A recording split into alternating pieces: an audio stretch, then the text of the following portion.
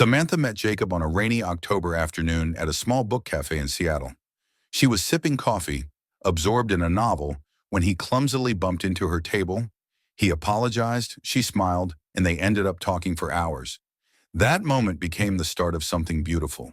They began dating, slowly but deeply. Jacob was thoughtful, always remembering little things like her favorite flower or the way she liked her tea. Samantha brought warmth into his life. She was joyful, passionate, and saw light in everything. 2 years later, he proposed at the same cafe where they first met. She said yes through happy tears. Their wedding was simple and intimate. They didn't need anything flashy, just their closest family, soft lights, and promises that felt eternal. They moved into a cozy house in the suburbs, planted flowers in the backyard, and built a life full of laughter, Sunday pancakes, and lazy movie nights. Soon after, they welcomed their first child, a boy named Liam. 2 years later came Lily, their bright-eyed daughter. Life felt complete. Of course, there were challenges, sleepless nights, work stress, bills piling up. But they always came back to each other. That was the magic. Years passed. Jacob's career took off, demanding more time, more travel, more distance. Samantha, now a full-time mom and part-time art teacher, felt the weight of doing everything alone. She didn't complain. She believed in him, supported his dreams. But slowly, Jacob stopped noticing things. He didn't ask about her day. He was always on his phone. He missed Lily's school play, forgot their anniversary, and stopped saying "I love you" before bed. Samantha tried to reach him, but he was already drifting. She didn't know that Jacob had met someone else, someone he worked with on a long project out of town. Her name was Rachel. She was younger, vibrant, full of admiration for Jacob's success. What started as long dinners and shared jokes turned into hotel rooms and hidden messages. Jacob felt alive with her, or so he thought. It was excitement, ego, escape. He told himself it was harmless, temporary, that he still loved Samantha. But weeks turned into months, and then Samantha found out.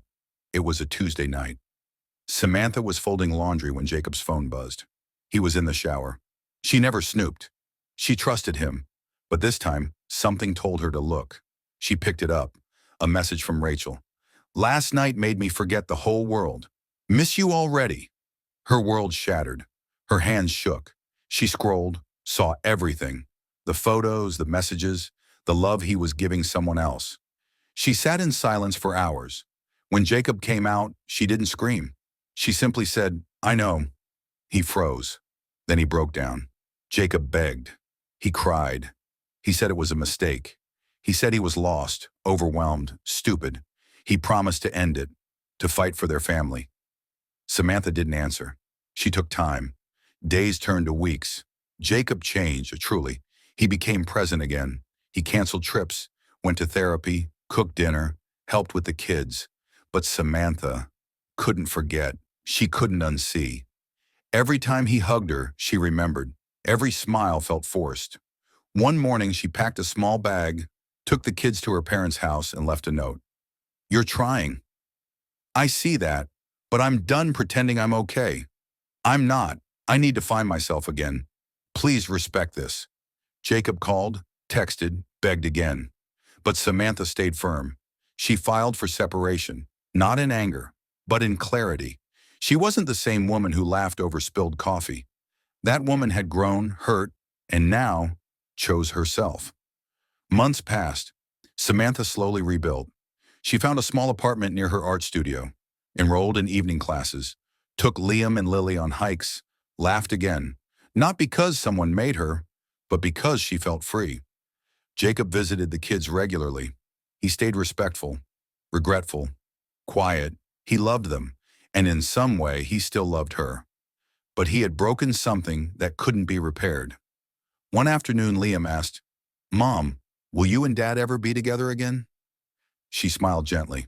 "No, sweetheart, but we'll always be a family, just in a different way." Samantha never expected to be a single mother, but she wasn't alone. She had strength, she had her kids, she had herself, and most of all, she had peace.